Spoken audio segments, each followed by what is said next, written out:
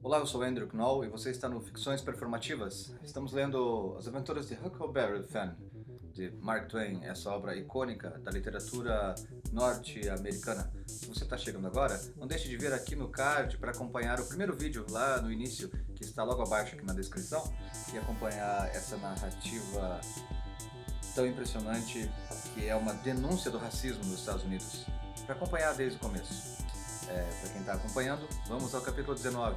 Temos aqui no canal também a playlist de dramaturgia e a playlist teatralidades, onde você encontra leituras de textos críticos sobre teoria estética, social, histórica do teatro. Então, vamos ao capítulo 19. Preparados? Pegue seu chá, café, estiquem as pernas ou fechem os olhos. E vamos à leitura.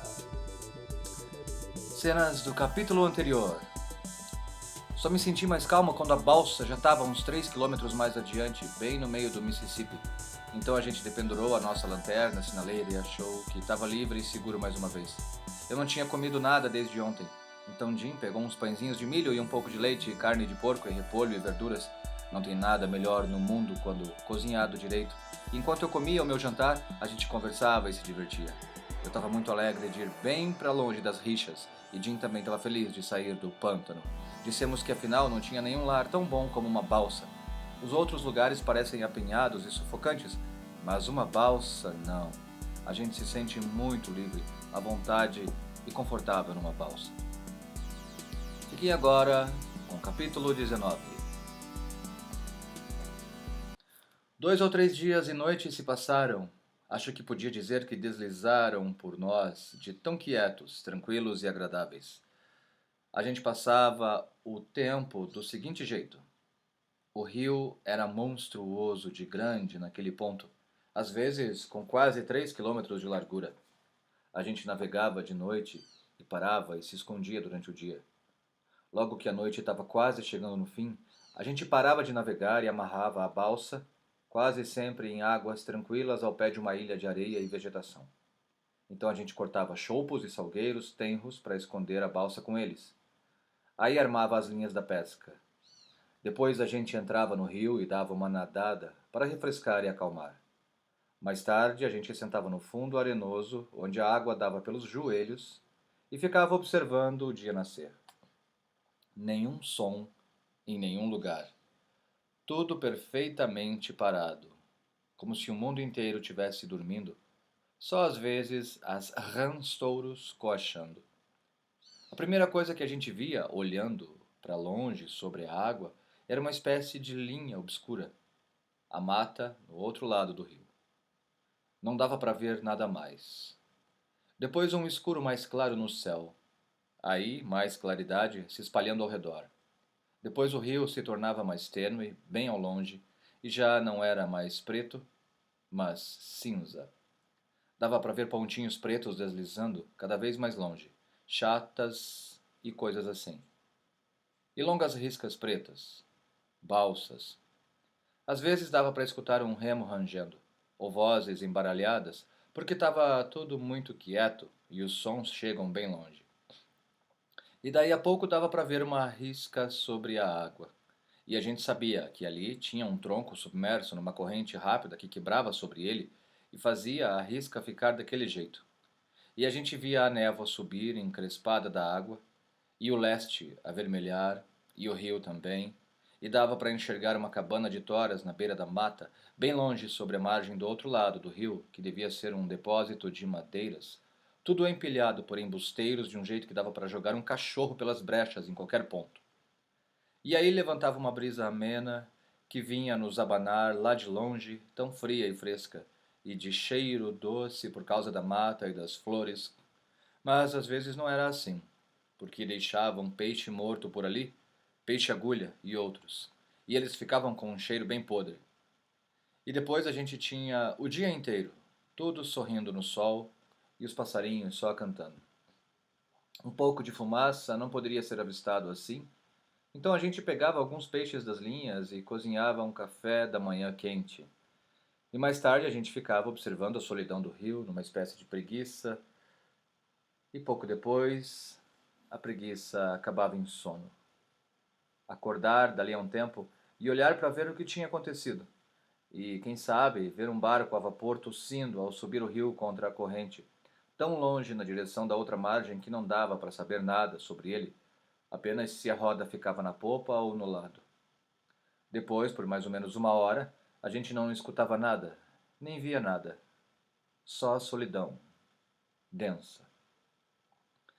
Aí a gente via uma balsa passar deslizando, bem ao longe, e talvez um vulto desajeitado sobre ela cortando madeira, porque é o que mais fazem numa balsa.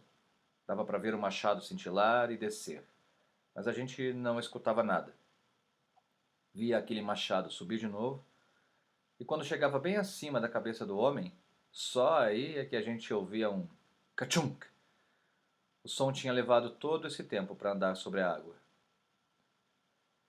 Era assim que a gente passava o dia, sem fazer nada, escutando o sossego. Uma vez teve um nevoeiro espesso, e as balsas e as coisas que passavam batiam panelas de lata para não serem atropeladas pelos barcos a vapor. Uma chata, ou uma balsa, passou tão perto que a gente podia escutar eles falando, praguejando e rindo. A gente escutava tudo bem claro, mas não via nem sinal deles. Isso nos arrepiava. Era como espíritos andando daquele jeito pelo ar. Jim disse que ele acreditava que eram espíritos, mas eu falei: não, espíritos não iam dizer ao inferno com esse maldito nevoeiro. Assim que ficava noite, a gente partia. Quando chegava com a balsa lá pelo meio do rio, a gente deixava ela seguir sozinha, deixava ela flutuar para onde a corrente queria levar. Aí a gente acendia os cachimbos, balançava as pernas na água e falava sobre qualquer coisa. A gente estava sempre nu, dia e noite, quando os mosquitos deixavam. As novas roupas que a família de Buck fez para mim eram boas demais para serem confortáveis e, além do mais, eu não gostava de roupas, de jeito nenhum. Às vezes a gente tinha o rio inteiro só para nós, por muito tempo. Mais longe estavam as margens e as ilhas, no outro lado da água, e talvez uma centelha, que era uma vela na janela de uma cabana, e às vezes sobre a água dava para ver 1 ou 2 centelhas, numa balsa ou numa chata, sabe? E a gente podia talvez escutar uma rabeca ou uma canção vindo de uma dessas embarcações. É muito bom viver numa balsa. A gente tinha o céu lá em cima, todo pontilhado de estrelas, e costumava deitar de costas e olhar para elas e discutir se foram feitas ou se só apareceram.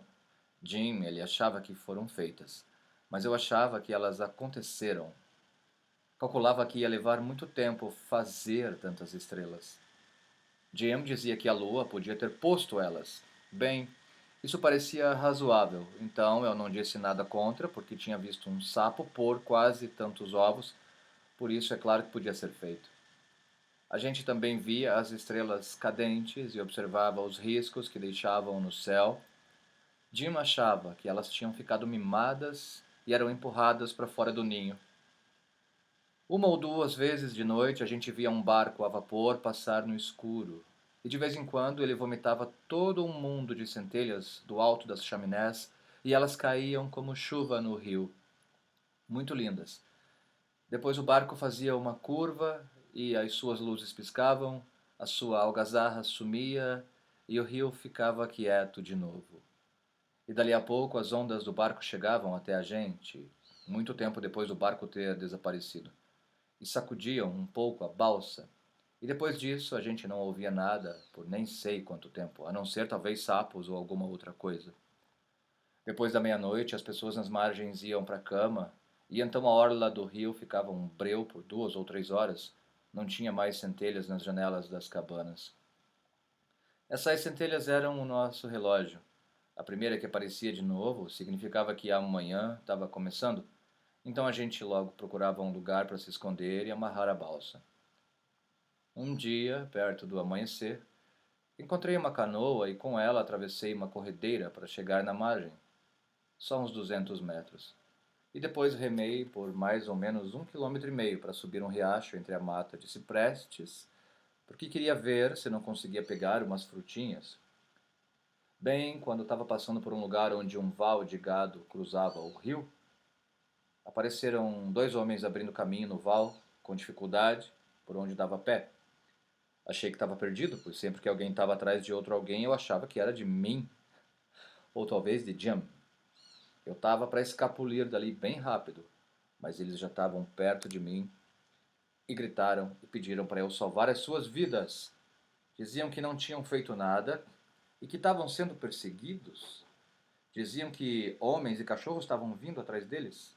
Eu queria saltar logo para dentro da canoa, mas falei: Não pulem!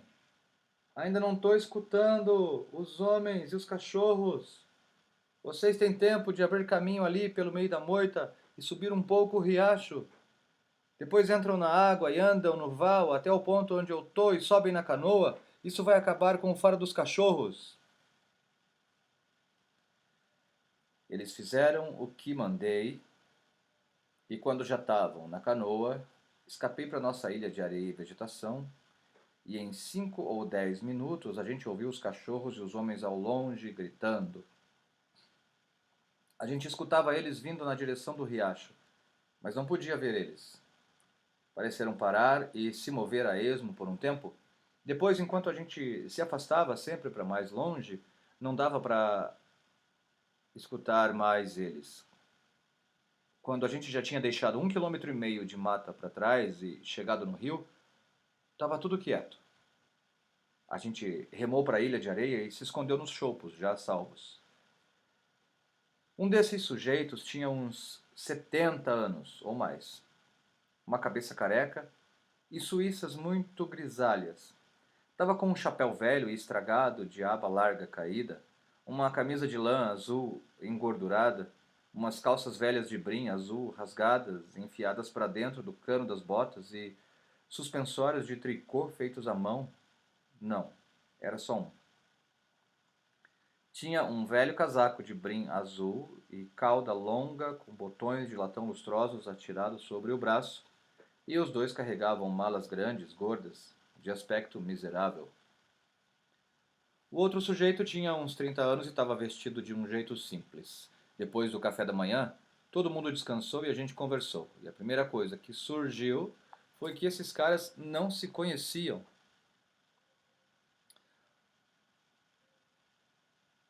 O que meteu você em encrenca? Diz o careca pro outro cara. Bem, eu andava vendendo um artigo para tirar o tártaro dos dentes, e tira realmente. Só que em geral acaba também com o esmalte. Mas fiquei por ali uma noite, a mais do que devia, e estava no ato de me escafeder quando encontrei você na trilha deste lado da cidade, e você me disse que eles estavam vindo e me pediu para ajudar você a escapar. Aí eu lhe disse que eu também estava esperando encrenca e ia tratar de sumir com você. Esta é toda a história. Qual é a sua? Bem, bem, eu estava dirigindo umas reuniões religiosas para estimular a temperança por uma semana e era mimado pelas mulheres, grandes e pequenas, pois estava criando uma encrenca das boas para os bêbados. Vou contar para vocês.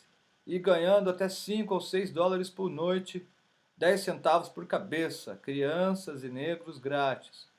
E o negócio crescendo o tempo todo, quando não sei como correu um boato ontem de noite que eu dava um jeito de passar o meu tempo com uma garrafa particular às escondidas. Um negro me despertou esta manhã e me disse que as pessoas estavam se reunindo em silêncio com seus cachorros e cavalos e eles iam chegar dali a pouco e me dar uma meia hora de vantagem para depois me apanhar, se conseguissem.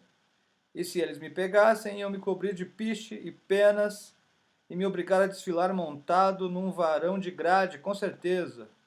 Não esperei pelo café da manhã, não estava com fome. Acho que eu troquei o tom das falas, porque o próximo diz: Velho, diz o jovem, acho que podíamos trabalhar em dupla. O que você acha? Oh, não tenho nada contra. Qual é a sua atividade, basicamente? Tipógrafo ambulante, por ofício. Mexo um pouco com medicamentos registrados. Ator de teatro. Tragédia, sabe?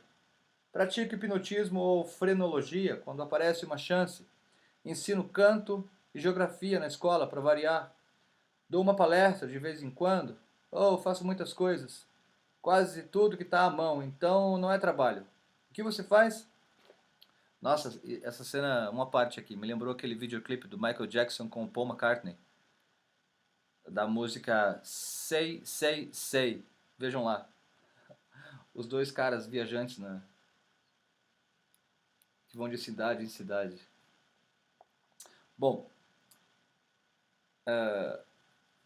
ele diz: ensino canto e geografia, além de tipógrafo ambulante, mexe com medicamentos, ator de teatro, tragédia, faz hipnotismo, frenologia, ensina canto e geografia na escola, para variar, dá uma palestra de vez em quando, faz muitas coisas, quase tudo que está à mão, então não é trabalho. O que você faz?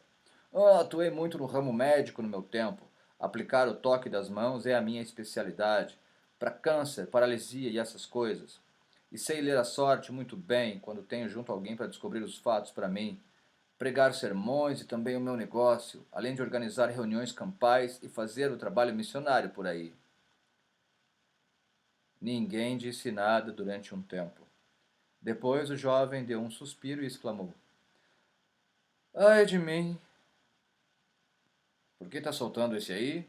Diz o careca. Pensar que vivi para levar uma vida dessas e ser degradado em tal companhia. E ele começou a enxugar o canto do olho com um trapo. Ora, dane-se, a companhia não está à altura de você? Diz o careca, muito insolente e arrogante. Sim, está à minha altura. É o que mereço, pois quem me fez descer tão baixo quando eu estava tão no alto? Eu mesmo. Não culpo vocês, cavalheiros. Longe de mim, não culpo ninguém. Mereço tudo isso. Que o mundo cruel me cause a pior desgraça, uma coisa sei. Existe um túmulo em algum lugar para mim. O mundo pode continuar a ser assim como sempre foi e a tirar tudo de mim. Seres amados, propriedades, tudo. Mas não pode me tirar isto. Algum dia vou estar deitado dentro dele e esquecer tudo. E meu pobre coração partido repousará. Continuou a se enxugar. Ao inferno com seu pobre coração partido, diz o careca. Para que você está atirando o seu pobre coração partido para cima de nós? Nós não fizemos nada. Não, sei que não fizeram. Não estou culpando vocês, cavalheiros. Eu me rebaixei. Sim, eu próprio. Está certo que eu sofra. Perfeitamente certo. Não sou nenhum lamento. Se rebaixou do quê? Do que foi que você se rebaixou? Ah, vocês não iam acreditar. O mundo nunca acredita. Deixe estar, não importa. O segredo do meu nascimento. O segredo do seu nascimento? Você quer dizer que...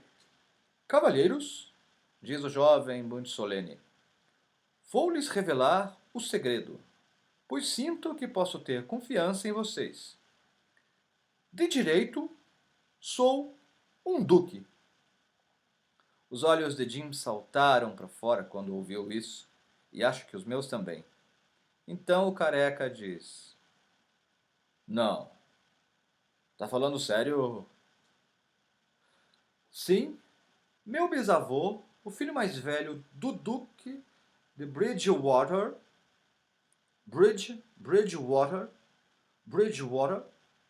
Sim, meu bisavô, o filho mais velho do Duque de Bridgewater, fugiu para este país lá pelo fim do século passado para respirar o ar puro da liberdade.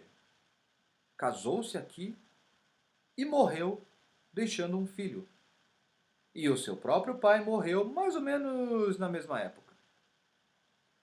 O segundo filho do falecido duque apoderou-se do título e das propriedades. O verdadeiro duque foi ignorado ainda criança. Sou o descendente hereditário dessa criança. Sou o legítimo duque de Bridgewater e aqui estou, abandonado, arrancado de minha posição elevada, caçado pelos homens, desprezado pelo mundo cruel, esfarrapado, exausto, de coração partido e degradado na companhia de criminosos numa balsa.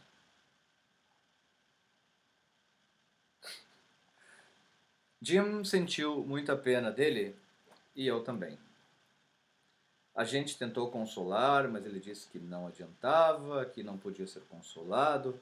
Disse que ser reconhecido era o melhor que a gente podia fazer por ele. Então dissemos que sim, se ele dissesse o que a gente tinha que fazer.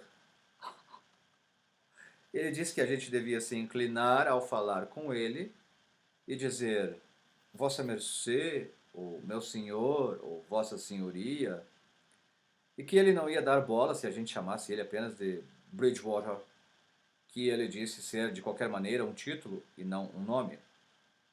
E um de nós tinha que servir ele durante a refeição e fazer tudo para satisfazer qualquer pequeno desejo dele. Bem, isso era fácil, então a gente fez assim. Durante toda a refeição, Jim ficou de pé em volta dele e serviu ele, dizendo: Vossa Mercê quer um pouco disso ou daquilo? E assim por diante, e dava para ver que o jovem estava gostando muito.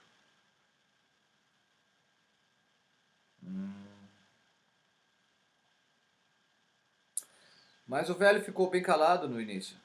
Não tinha muito o que dizer e não parecia muito à vontade com todos os mimos e com o que estava se passando em torno daquele duque. Parecia ter alguma coisa em mente. Assim, de tarde, falou: Olha aqui, Bilgewater disse. Tenho uma pena danada de você, mas você não é a única pessoa com problemas desse tipo. Não? Não, não é. Não é a única pessoa arrancada traiçoeiramente de uma alta posição. Ai de mim. Não, você não é a única pessoa que tem um segredo sobre a sua origem. E por Deus, ele começa a chorar.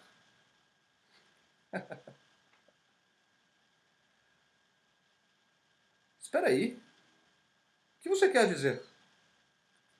Bilgewater, posso confiar em você?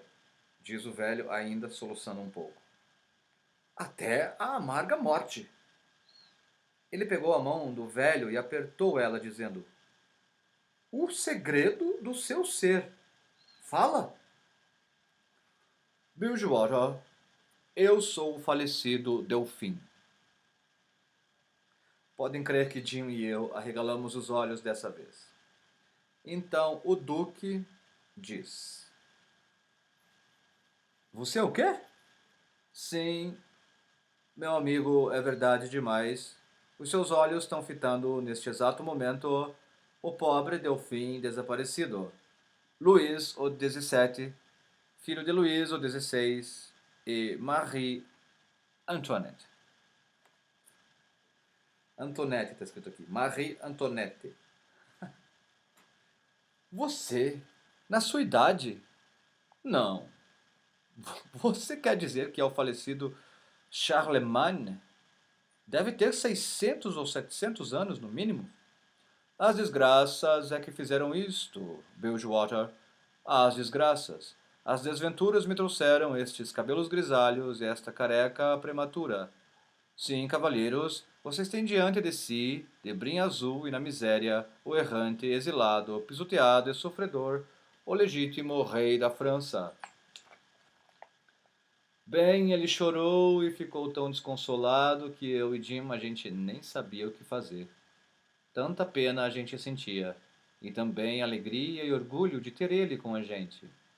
Assim, a gente se acomodou ao lado dele, como a gente tinha feito antes com o Duque, e tentou consolá-lo. Mas ele disse que não adiantava, só morrer e acabar com tudo podia fazer algum bem para ele. Mas ele também disse que muitas vezes se sentia um pouco mais à vontade e melhor se as pessoas tratavam ele de acordo com os seus direitos, se faziam uma mesura, dobrando um dos joelhos para falar com ele, se sempre chamavam ele de Vossa Majestade, serviam ele primeiro nas refeições e só se sentavam na sua presença depois de ele dar licença. Então Jim e eu, a gente começou a chamar ele de Majestade, a fazer isto, aquilo e mais aquilo para ele, e ficando de pé até ele dizer que a gente podia sentar. Isto fez muito, muito bem para ele. e então ele ficou alegre e à vontade. Mas o duque ficou meio amuado com ele, e não parecia nem um pouco satisfeito com o rumo que as coisas iam tomando. Mesmo assim, o rei se mostrava muito amigo dele e dizia que o bisavô do duque e todos os outros duques de Bilgewater eram muito considerados pelo seu pai e tinham permissão de vir ao palácio muitas vezes. Mas o duque continuou ofendido por um bom tempo, até o rei dizer dali a pouco: é muito provável que vamos ter que ficar juntos por um tempo danado de longo nesta balsa aqui, Bilgewater. Então, daqui adiante, ficar amuado só vai tornar as coisas mais desagradáveis. Não é culpa minha que não nasci um duque. Não é culpa sua que você não nasceu um rei. Então, de que adianta se preocupar? Tira o maior proveito das coisas que aparecem na sua frente. Digo eu, este é o meu lema. Não é ruim que a gente tenha chegado aqui. Boia abundante e uma vida fácil. Vamos, nos dê a sua mão, Duque, e vamos todos ser amigos. O Duque fez o que ele pedia, e Jim e eu, a gente ficou bem alegres de ver a cena. Acabou com todo o constrangimento, e a gente se sentiu muito bem com isso, porque ia ser uma desgraça ter inimizades na balsa, pois o que a gente quis, pois o que a gente quer, acima de tudo, numa balsa, é todo mundo satisfeito, se sentindo justo e gentil com os outros. Não levei muito tempo para decidir que esses mentirosos não eram nem reis, nem duques, só farsantes e impostores de quinta categoria. Mas não disse nada, nem deixei claro o que eu achava. Guardei a minha opinião para mim mesmo, é a melhor maneira. Assim a gente não tem brigas, nem se mete em encrencas. Se eles queriam a gente, chamando eles de reis e duques, eu não tinha nada contra, se era para manter a paz na família. E não adiantava falar para o Jim, então não contei nada para ele. Se não aprendi mais nada com papai, uma coisa fiquei sabendo, que a melhor maneira de lidar com esse tipo de gente é deixar eles fazerem o que bem quiserem.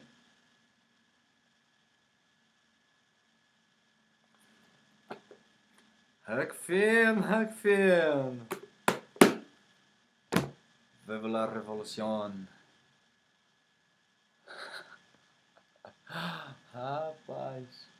Bem, ficamos por aqui. Acompanhe aqui na tela, no card, o próximo vídeo. Não deixe de curtir o canal, ativar o sininho. Isso nos ajuda em muito, uma vez que estamos começando com esse trabalho aqui. Então é muito importante se você puder receber as notificações, curtir o canal. E se quiser melhorar essa interação, deixe comentários, qualquer pergunta, qualquer comentário, um pix se quiserem, aqui no vídeo, logo abaixo.